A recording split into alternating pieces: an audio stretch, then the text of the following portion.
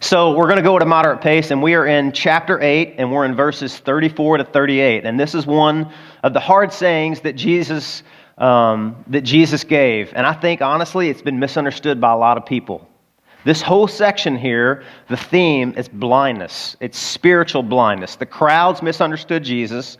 The disciples misunderstood Jesus. They didn't yet fully understand who he was. You remember the passage we looked at right before this. It's only been a few weeks. But Peter thought that Jesus was the Messiah, which he was right. He was half right. Kind of like the blind man in the miracle tucked in the middle there. He saw things, but he didn't see things clearly. He saw men like trees, upright, walking, but he didn't have 20/20 vision yet. He didn't have 1080. Things were pixelated. He was myopic. He didn't see the truth clearly. And so Jesus is teaching. That's what he always does. And the focus of his teaching is his mission, the gospel. The gospel both exposes our blindness and it also corrects our blindness and gives us clarity. And so this whole section here, the theme is blindness. And I want to make sure we understand, a lot of people take this passage and they label it the cost of discipleship, and that's a good label, but they relegate it only to unbelievers. This is what you tell an unbeliever. This is how you evangelize people. You feature this. And that would be true. Jesus never recruited people with false promises, and I'm not going to do that either. I think that's tragic that a lot of preachers do that. They use prosperity teaching and make false promises to people that the Bible never made.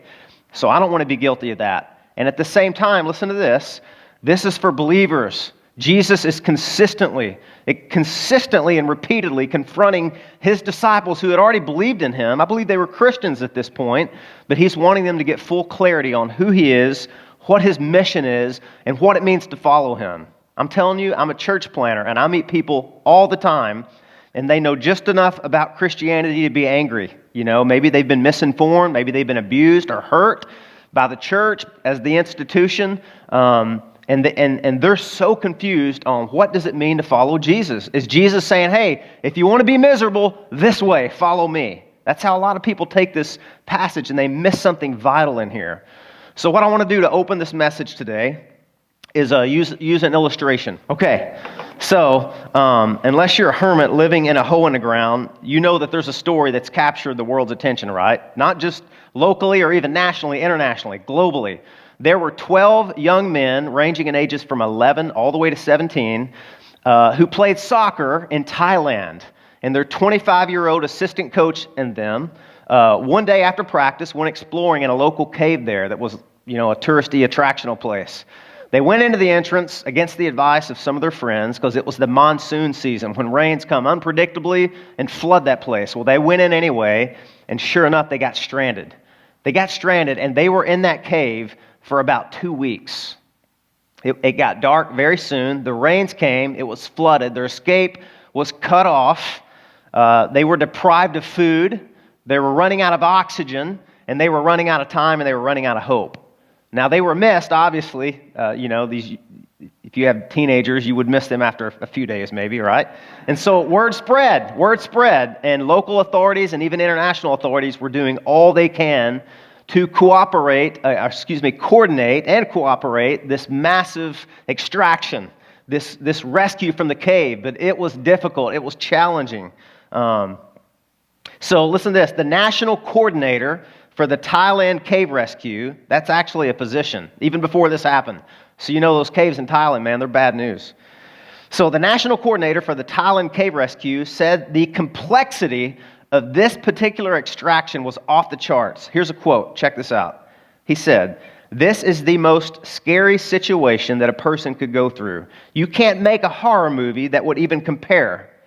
I've been involved in cave rescue for 30 years, and I cannot even think of one that is this complicated." And what he meant was they were 2 miles into the cave, and there was water everywhere. It was murky. The currents were strong. They were running out of oxygen. They didn't have food. It's crazy. They're trapped there. What can they do? So these teams all over the world, they're drilling down a kilometer through the side of the mountain to let oxygen get down there.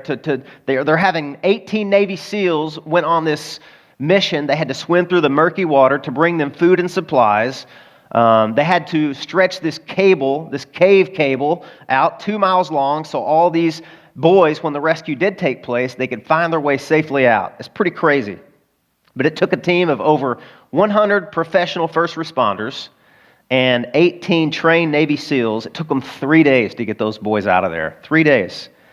And the SEALs had to swim that journey first by themselves in order to stretch it out. And they had to tell these boys, now listen, here's where it gets interesting. So here's these 12 boys. They're young, they're scared, they're afraid, they're oxygen deprived, they're weakened by their malnutrition, and they're very anxious because some of them can't even swim. Try to wrap your mind around that. You're about to rescue these boys in the dark, underwater, murky water, strong currents. They're scared to death. So how are you going to do that? I don't care how many Navy SEALs you have. You still got to make these boys swim on their own to get out, right? So check this out. This path to get these boys out, it's 2 miles. Some of it has water. Some of it's wet, slick. Some of it's in the dry. Some of the time they'll be scuba diving. Some of the time they'll be swimming on top of water. Some of the time they'll be hiking, climbing these steep, wet cliffs in there. But this is the path to freedom. This is the only way they're ever going to be able to get out. So what would you do if you were a Navy SEAL? This is what the rescue coordinator said. He said the trust factor, because these boys were going to have to be guided out by a Navy SEAL. Somebody was going to lead them out. They would have to put on their own mask and take the hand or the flipper or whatever of this Navy SEAL and another hand on the rope and follow out. This is what the coordinator said. He said the trust factor between child and diver, it's probably 90% of what gets them out of the cave. So you know what these divers did when they actually found the boys? This was their policy. They were absolutely brutally honest with these young men. They said, look, this is a bad situation. Most people don't think you're going to survive. There's only one way we're going to get you out of here, to freedom. You're going to have to trust us, and you're going to have to follow us. That's the only way. It's going to be challenging. It's going to be difficult, it's going to be demanding, and it's going to be dangerous. You may even die. But if you don't follow us, you're not getting out of here. You're not going to be free. You're going to be stuck in here. And some of the boys were reluctant even to leave, I'm told. Some of them had to be given anxiety medicine so they could relax and rest and not panic and drown on the swim out. So trusting the leaders was 90%. So in other words, if they want to be free, there's a path. They got to follow somebody. They got to trust somebody. It's going to be dangerous. It's going to be demanding, and it's going to be difficult, but that's the path to freedom. Their path to freedom was hard, and so was ours. So that's what this sermon is really about today. I just really have 2 points here from this passage. So the sermon title today is The Path to Freedom. The Path to Freedom. Here's the 2 points. 2 points all of us have to consider. Listen, whether you're a non-believer and you're skeptical of Christianity, you have doubts, the jury's still out as far as you're concerned about the claims of Christ. Whether you're in that condition and you're here this morning, or whether you're a seasoned, mature believer, you still need to consider these things that Jesus is teaching here. So the first point is the rejection that we have to endure to follow Jesus. There's self-denial and there's a cross to take up. And secondly is the rescue that we enjoy. Honestly, I think a lot of believers in the circles that I've walked in, they miss the second one. They focus so much on the first one, they actually miss. There's an unblushing, glorious promise here. You get to follow the Creator who made you. Think of that invitation for a minute. Anybody want to follow God? What a privilege. What an honor. Man, we so skip over that. Jesus is actually inviting fallen sinners who are unworthy to even name His name to follow Him. He's calling His enemies who were alienated from Him and scorned Him and mocked Him to follow Him and to save their life. You know, that's the other part of the rescue. If you want to save your life, follow me. So that's the outline this morning, and I think we'll get through it. I'll do my best. I haven't been in the pulpit in a couple weeks, and you know how truth just kind of stores itself up, and I really want to get it out. So here's point number one, the injection.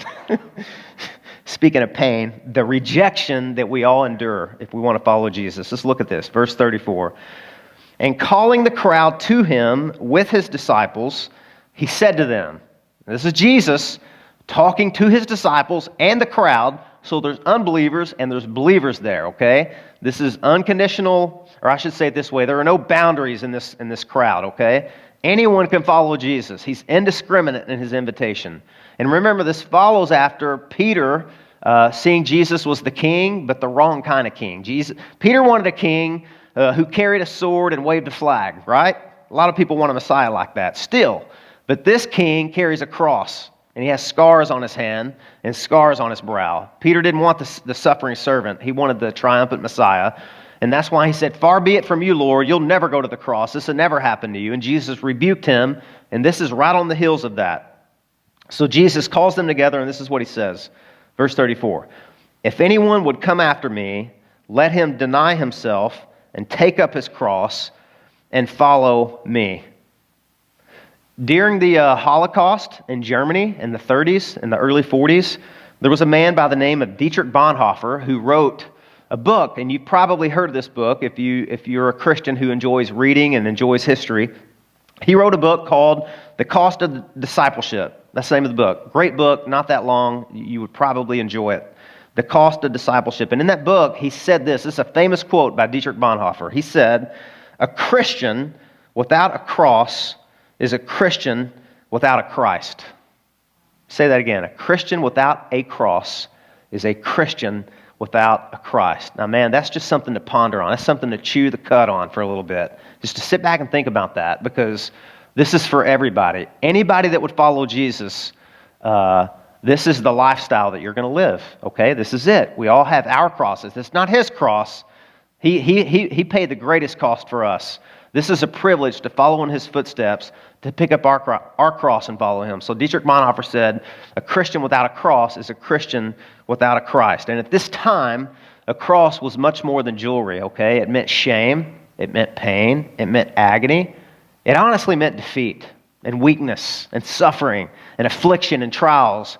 But if I could pick one word to encapsulate everything that the word cross meant, so shameful and stigmatic, it would be this: rejection. If you were to have a cross, you were rejected. You were rejected by society, you were rejected by the rulers, and you were rejected by God. Because the Bible says in the Old Testament, whoever hangs on a tree is what? Cursed. Cursed by God. Okay? It means rejected, abandoned, forsaken, judged. So what Jesus was saying did not fall on deaf ears. These disciples definitely understood that, and I think we should too. And that's why the idea of a cross is right next to this phrase that bristles against us when we hear it. Not only do you pick up your cross, just in case you didn't get what that meant, what does Jesus say next? Deny yourself. If anyone wants to follow me, let him deny himself and pick up his cross. So this invitation from Jesus to follow him, it's filled with rejection. That's the thing that we need to take away from this. It's filled with rejection. Our own personal cross. You can either deny yourself to follow Jesus, or you can deny Christ, but you can't have it both ways. Jesus, it's important to note this too, Jesus does not tell his disciples to deny themselves the basic necessities to survive, like food and water, and he doesn't tell them to deny themselves medical technology, like a blood transfusion that might save your life. He doesn't say that. He doesn't tell them to do silly things like deny yourself caffeine, He doesn't tell them to deny themselves a companion for life, like a spouse or a husband or a wife. He doesn't tell them that. Other religions do.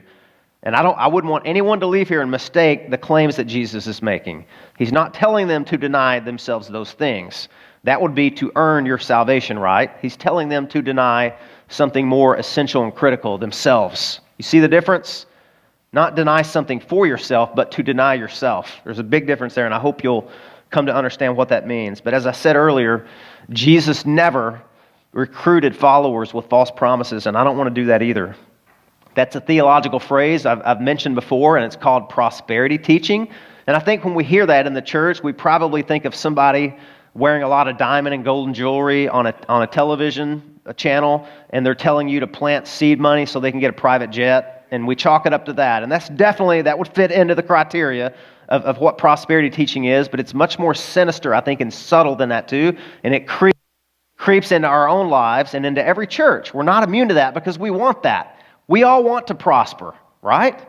We do. Everybody wants to prosper and gain wealth and escape suffering and enjoy popularity and worldly acclaim and success. And when we start to dangle those things out in front of following Jesus as a carrot, there's a problem there. Because listen, prosperity teaching is making promises to people in the name of Christ that the Bible never made.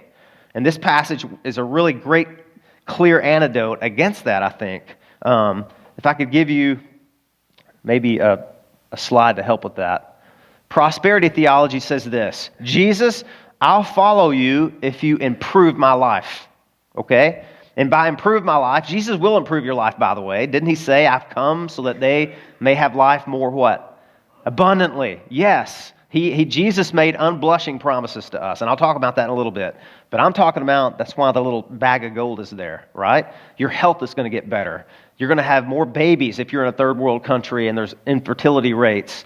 You're never going to be persecuted.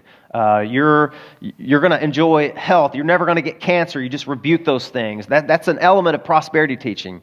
But biblical theology says this: Jesus, I follow you because you're better than life. Do you see the difference?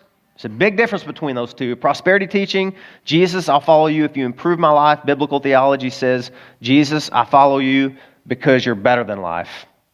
And that's as clear as I can put it, for now at least. We can devote another sermon to that. But it's prosperity versus adversity. Jesus never offered to be our business partners. He never did. Never. And if you ask questions like this, will Christianity pay off for me? Will Christianity work? You're approaching it from the wrong way. And listen, you'll betray yourself, because Christianity, from the pragmatic standpoint, it would hardly ever work or pay off for you in the way that a lot of people secularly think it does. What they're asking is, can I still be happy and keep control of my life?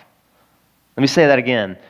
When you think that way and reason that way, you're basically saying, can I still be happy while keeping control of my life? Because Jesus here is telling us to let go. I went and heard Larry Kirk preach yesterday afternoon just to get out, take a break, take the kids, and he opened with a funny illustration. He said, you've probably all heard this about the guy that was on the cliff. He fell off, and on the way down, a tree caught him, and he wrapped his arms around it, and the branch is snapping, and he called out to heaven, and he said, if you're up there, God, help me. And God said, I'm up here, and I hear you. And what I'm going to tell you is going to be hard, but I want you to do it. Let go. And the guy sat there for a minute, and he said, is there anybody else up there? Right? That's what I'm talking about here. Jesus is basically telling us to let go here. Let go of this mirage we have of controlling our own life, because you can't hold on to that and follow Jesus. It won't work that way. That's not how Christianity works. That's never how Christianity works. You can either abandon your self-will or you can abandon your hope, but you cannot hold on to both of them. So what Jesus is saying is really very simple. You can either get your identity by pursuing all the things that maybe prosperity tells you and gain the whole world and lose your soul, or you can get an identity from what Jesus has accomplished for you and by following him. Our true identity is not achieved, it's received. There's a big difference between those two things. So that's what Jesus is saying. You don't achieve this, you receive this. So I want to put this in street leather for you, in street clothes a little bit. What might it look like for us in the year 2018 to deny ourselves, pick up our cross, and follow Christ? As Christians, what might that look like? Because I want to help you, because everybody in their mind's thinking, yeah, I get it, I get the passage, but apply this. I need application, Pastor. I just want to give you 3. I could do 20, and you could probably think of 50, but I want to do 3 to help you understand that maybe what Jesus is calling us to do is to stop worshiping money and sex and power and health and beauty and safety. And that's going to be costly, because those are the rules by which our world operates. Amen? It is. And so what would it look like for us to pick up our cross and follow him? Here's just 3 examples. Number 1, I have a friend, known him for a long time. In fact, he used to come to this church in the very beginning before his circumstances changed and he couldn't. And if anybody in here is a pharmaceutical rep, please don't take offense at this, okay? Not all pharmaceutical companies are created equal. I know that. And not all pharmaceutical reps are created equal. I get that. But the particular company that my friend worked for was very demanding. And he didn't know this going in. And he came to me for counsel, and he said, man, I'm working like from sun up to sundown, and I still can't meet the quota and the criteria that they're putting on me. And I said, what do you mean? What are you talking about? And he said, they're telling me I have to meet with, and I think it was at the time, 8 doctors. That may not sound like a busy day for you to travel around and visit 8 doctors, bring them food, promise them movie tickets or baseball games or whatever it is. He said, that's impossible, Tommy. I couldn't possibly do that. It would take me 3 days to do that. He said, and yet all these other people that are at this company, they're saying that they meet that quota. He said, I went and talked to my supervisor, and he said, look, yeah, we know. There's probably no way, but this is a dog-eat-dog line of work that you're in, and it's okay, man. Just tell them that you did. You intend to, you wish you could. So just go ahead and tell them, I visited 8 doctors, made eye contact, verbally, promoted this product. And my friend said, but he said, so I told the guy I would think about it. He said, man, Tommy, I'm just torn to pieces, man. I don't know if I could do that. How can I lay my head on my pillow at night knowing that I've built my entire career on a lie? And I said, well, bro, I'm listening to you here. I don't think I need to tell you anything. I think you know what God would want you to do. And you know what he did? He went to his boss and he said, I can't do this, man. I can't. And he said, look, just do it, man. It's an easy gig. Just do it. Just write it in the paper. I saw the 8 doctors. He said, I can't do that, man. I can't do that. I follow Christ. He didn't die on the cross so I could live this way. And so you know what? He lost his job. But let me ask you a question, okay? And I'm getting ahead of myself with the second point. We're talking about the path to freedom here. Let me ask you a question. Who do you think was more free after that? My friend who could lay his head on his pillow at night in peace, knowing he picked up his cross, he denied himself financial prosperity, financial freedom, right? So who's more free? Are the people that are building their entire life on a lie? They come home, they bring home the bacon, they provide for their families, but it was through deceit and it was through embellishment. Who's more free? Let me ask you that. So that's one illustration. Let me give you another illustration. That was about a financial cross, okay? Let me give you another one. Relational cross. How many people in here know who Lottie Moon is? Oh, good. Nobody does, hardly. If you're a Baptist, you probably know, because they have a Lottie Moon Christmas offering every day. She was an amazing missionary to China way back when, okay? She was sold out for the king. She went to the remote, unreached people groups in China, and she began to preach the gospel. She had a particular ministry with Chinese children who were impoverished. They were in need, and they had never heard of Christ. And she spent her life there. But while she was there, she was lonely, she was single, she had aspirations and hopes to be married, and so she began to court a young man back in the States whose name was Crawford Toy. It's kind of a crazy name, isn't it? Crawford Toy. So this guy was a new believer. He was very intelligent, very sophisticated. His pastor got a hold of him, sent him to seminary, and they groomed him. They said, man, you're brilliant. You're going to teach at a seminary. And he did. He was hired at a seminary to be a Greek professor, a Hebrew professor, a theology professor. This guy was off the charts smart in every subject. But he got a hold of some higher critical thinking, which cast a little bit of suspicion, well, not a little bit, a lot, on whether or not you can really trust the Bible and believe that it's the literal Word of God and that it's authoritative and it doesn't have any errors in its original form. And he began to study and he began to think, and he came to the conclusion that, you know what, Genesis is just kind of mythology. It's just kind of allegorical. It kind of gives you an idea of maybe how the world came to be. It borrowed from other ancient Near Eastern literature. And these miracles, they're kind of more like moral lessons. He went down that path. And eventually, at the end of that path, he denied every core tenet of the Christian faith, all of them. He didn't believe in miracles, the virgin birth, the historical things about Abraham being willing to slay his son.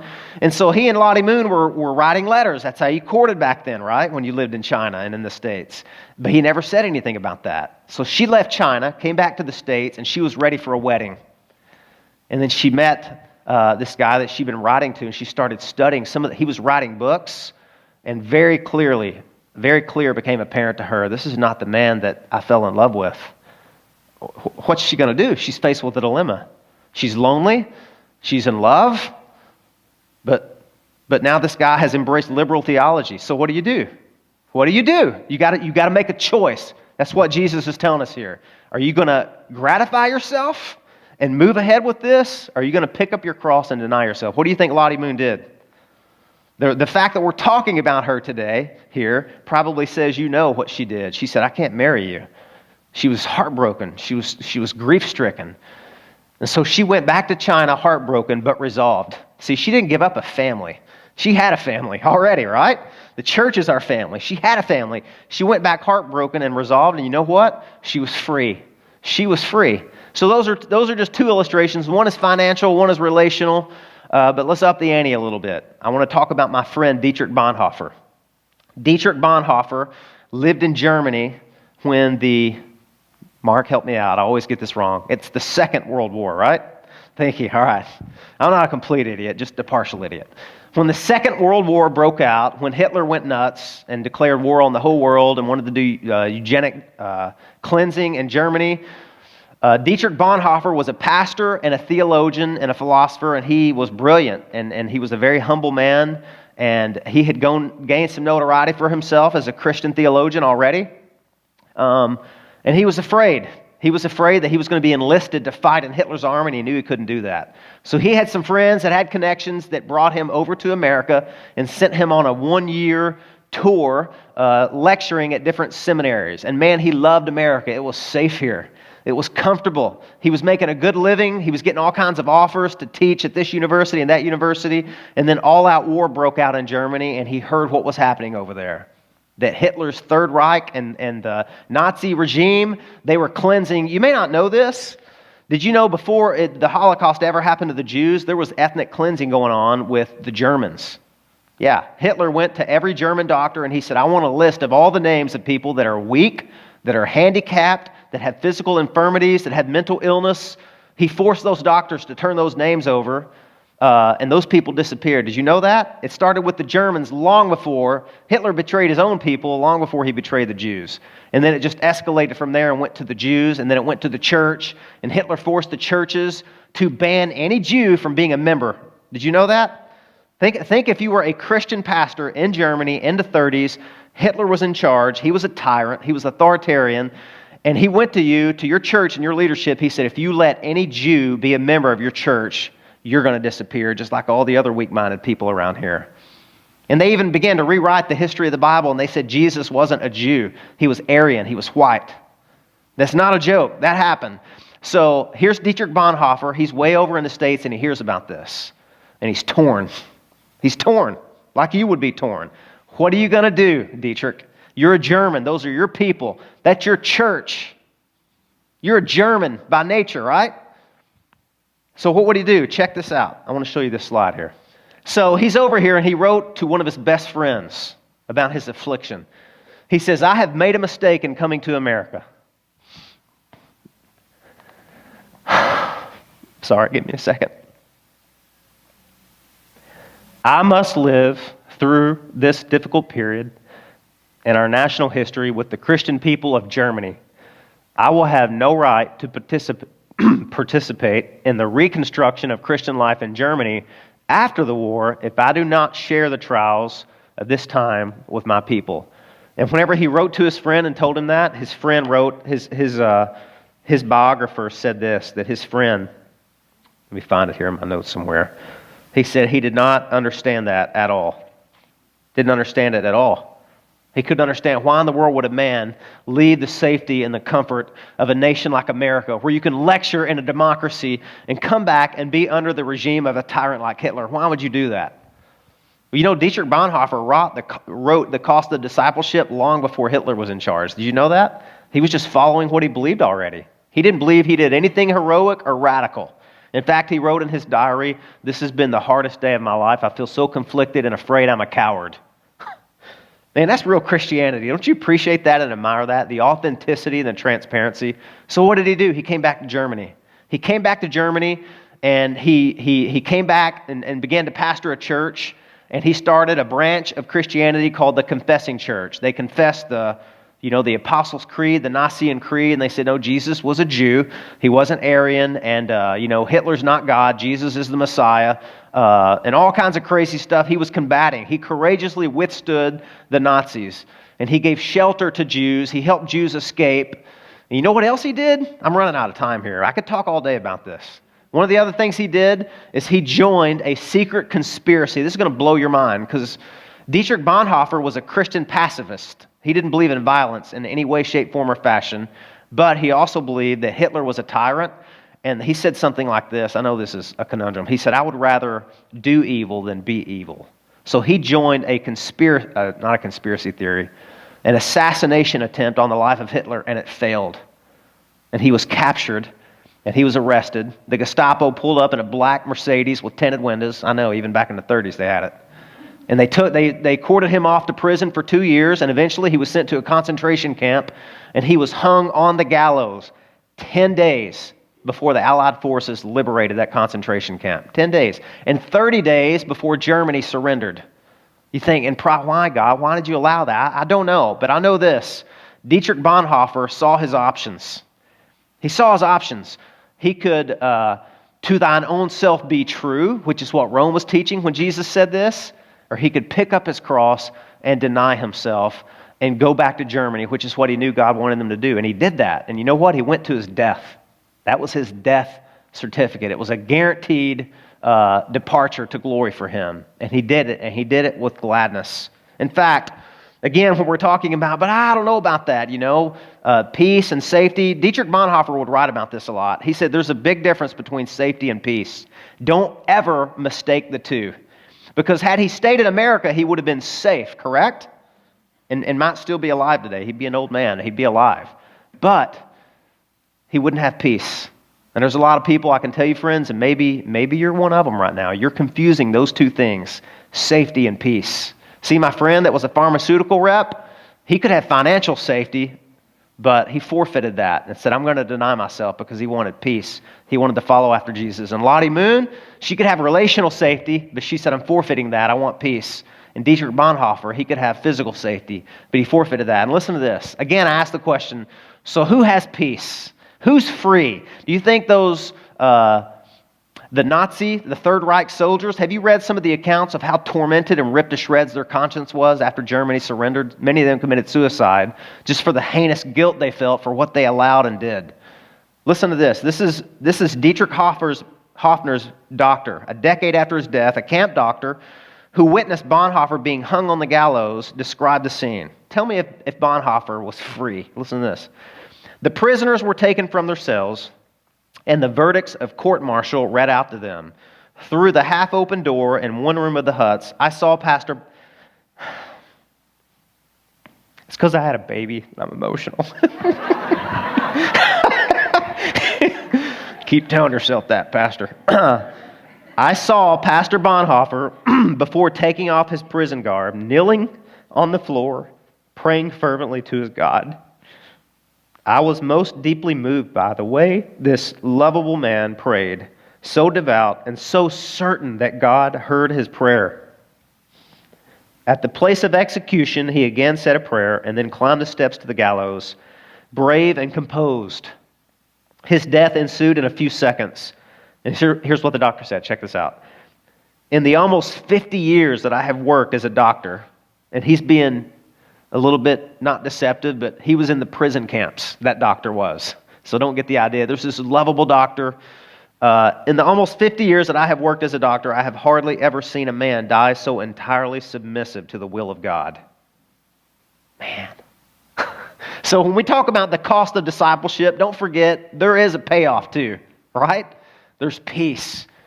These three people that I mentioned had peace, and I'm sure many of you could give testimony too of a decision you had to face, just a critical area in your life where you could either follow Christ with resolve and pick up your cross and deny yourself, or you could deny Christ. You could deny what you knew to be true about following Jesus, that He is better, that Jesus is better. He's more all-satisfying and glorious. He's more beautiful and freeing and powerful and mighty than what this other little thing over here is going to give me. In the long run, the payoff is what Bonhoeffer talked about. You can go with cheap grace, or you can go with peace. And I think we all understand when Bonhoeffer wrote about cheap grace, he was saying cheap grace is accepting the message about God accepting you without the follow-up message of obeying God. That's what cheap grace is about. And that's what this passage is really about. And I just want to reiterate, all three of those people that I mentioned were believers. Here's where a lot of people mess up on this passage. They make this a condition. Now listen to me really carefully here. This is a little bit of deep theology, okay? People make this a condition for you becoming a Christian, okay? Let me give you an example. The Apostle Peter, he denied Jesus how many times? 3 times. Did he lose his salvation when he did that? No. What did Jesus say? I've prayed for you, Peter, and when you return, strengthen your brethren, right? So this isn't what makes you a Christian, is what I'm telling you. This is just the lifestyle of a Christian, is what this is. And Jesus knew these disciples were blind to that. They didn't get it. They thought this Messiah thing is going to be a triumphant. That's why you'll find them right after this in the next chapter. They're coming up to Jesus saying, hey, we want to know, can we sit on your right hand and on your left? Which is the two most important places for a king. We're going to kick this Jewish thing off again, Jesus. We're going to make Israel great again and wave the Israeli flag. That's what they thought. That's what they thought Christianity was back then. And Jesus is saying, no, my friends, put your flag down and put your sword down, Peter, and pick up your cross and follow me, because this is about suffering and it's about rejection. You know, the Bible says all who desire to live a godly life in Christ Jesus will suffer persecution. It's about accepting the hardship of following Jesus. There's a Greek word that the Bible uses over and over, and it's found in Matthew 7:14. Many of you know this passage by heart. And I'm trying to remember which version, because I've memorized it in the old King James Version when I was growing up. It basically says, narrow is the gate, and hard or difficult is the way that leads to life, and there are few who find it. Did you get that? Narrow is the gate, and difficult is the way. And the Greek word is thlipsis, and it means pressure. It's used for squeezing grapes and making juice, right? That's the lifestyle of a Christian. Thlipsis, pressure. Narrow is the gate. It's tiny that leads to life, and there are few people who find it. But listen, don't miss this, and this is the next point I want to transition into. It leads to life. It leads to life. This is the unblushing promise of Jesus. If you want to follow me, pick up your cross and deny yourself. But listen, that's nothing. Any involvement with Jesus, even suffering, is a privilege compared to what you get, right? This cross bearing that we do, he took the real cost. When we talk about the true cost of discipleship, Jesus paid the true cost, right? He faced the wrath of his Father and absorbed it. It swallowed him whole, right? Jesus paid the real cost of condemnation and guilt and damnation and being deserted and forsaken and abandoned. So whatever little crosses we bear they pale to be compared with what Jesus did. So here's the second thing I want to talk about. The rescue we enjoy. And it's going to be quick. You're looking at your clock thinking, what in the world? Told you I've been away for 2 weeks. So first point was the rejection that we endure. And secondly is the rescue we enjoy. Let me read the rest of that passage here. Calling the crowd to him with his disciples, he said to them, if anyone would come after me, let him deny himself, take up his cross, and follow me. For whoever would save his life, whoever will save his life will lose it. But whoever loses his life for my sake and for the gospel's sake will save it. For what does it profit a man to gain the whole world and forfeit his soul?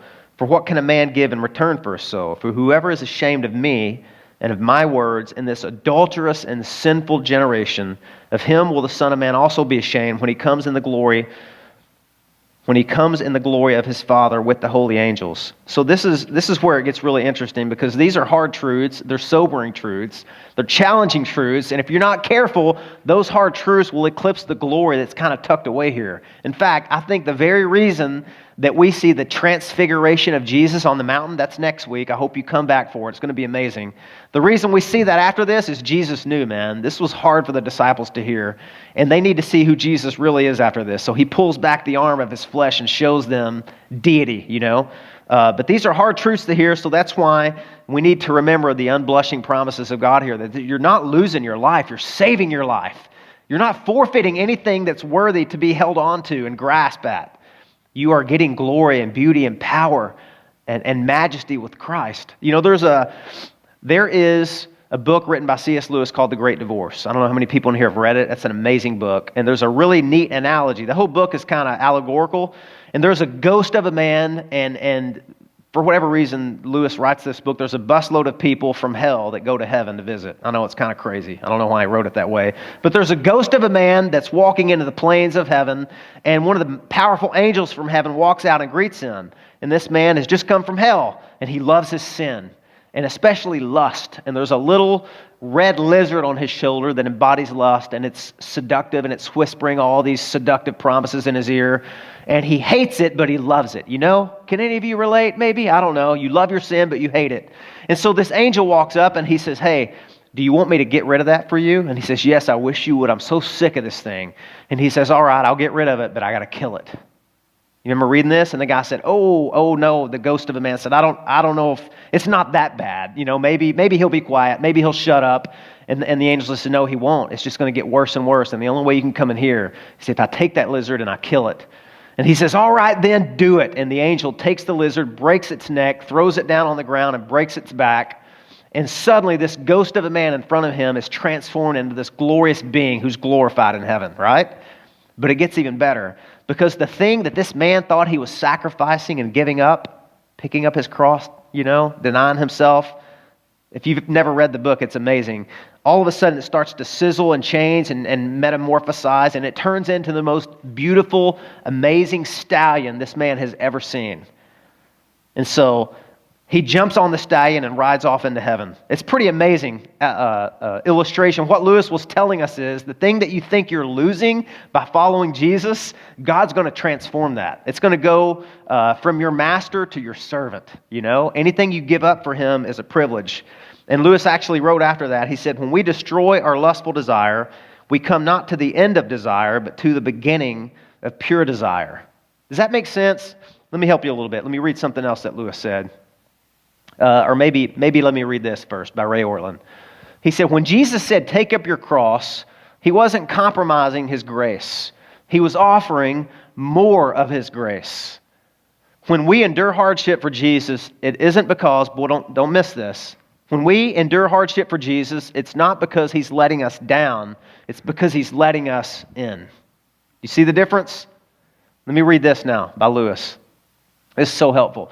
The more we get what we now call ourselves out of the way and let Jesus take us over, truly ourselves we become. Our real selves are all waiting for us in him. It is when I truly turn to Christ, when I give myself up to his personality, that I finally begin to have a real personality all of my own. Do you hear what these guys are saying? They're like, don't let this self-denial and cross-bearing scare you away, because Jesus is making a serious promise to you. And he said it even better in Mere Christianity. He said this, give up yourself and you will find your real self. Lose your life and you will save it. Submit to death, the death of your ambitions and favorite wishes every day, and the death of your whole body in the end. Submit with every fiber of your being and you will find eternal life. Keep back nothing. Nothing that you have not given away will be really yours. Nothing in you that has not died will ever be raised from the dead. Look for yourself, and you will find, in the long run, only hatred, loneliness, despair, rage, ruin, and decay. But look for Christ, and you will find him, and with him, everything else thrown in. And I want to close with this. I hope this is resonating with you guys. This is a lot of information. I'm sorry that there's so much here. But I thought I would close with this, because we're talking about the path to freedom. And we're also talking about self-denial. And you may think, you know what? Christians must be the most miserable people on the face of the planet. They're always denying themselves, always saying no to themselves, and it must really wear on them. Well, I want to read you the accounts of two people. One was, he was an Enlightenment thinker and writer. He was a philosopher. He was a historian. He was well-to-do, very intelligent, had a lot of worldly success. His name was Voltaire. You've probably heard of him. And on his deathbed, he wrote this. Let me get that out of the way. On his deathbed, he wrote this. I just want you to listen, okay? So here's a man who refused to deny himself his whole life. And in fact, this guy mocked Christianity. He hated Christ and wrote ridiculous things about Jesus all through his life. But this is him about to go into eternity, and this is what he wrote. So tell me who's free, okay? Who can, without horror, consider the whole world as the empire of destruction? It abounds with wonders. It also abounds with victims. It is a vast field of carnage and contagion. Every species is without pity, pursued and torn to pieces through the earth and air and water. In man there is more wretchedness than in all the other animals put together. He loves life, and yet he knows that he must die. If he enjoys a transient good, he suffers various evils and is at last devoured by worms. This knowledge is his fatal prerogative. Other animals have it not. He spends the transient moments of his existence in diffusing the miseries which he suffers, in cutting the throats of his fellow creatures for pay, in cheating and being cheated, in robbing and being robbed, and serving that he might command. The bulk of mankind are nothing more than a crowd of wretches, equally criminal and unfortunate, and the globe contains rather carcasses than men. I tremble at the review of this dreadful picture, and I wish I had never been born. So if that was what refusing to do what Jesus is calling us to do here led you, that sounds pretty bleak, doesn't it? Now let me give you the picture of a man named T.B. Larimore in his last days, who was born in abject poverty, followed Christ, and became a preacher, and he's on his deathbed. Listen to what he said. This is the man who denied himself, picked up his cross, and followed Christ. My faith has never been stronger. My hope has never been brighter. My head has never been clearer. My heart has never been calmer. My life has never been purer. I love all. I hate none. My love for some lifts my soul into the realm of the sublime. I'm willing to die today. I'm willing to live 1,000 years to tell the old story of Jesus and his love.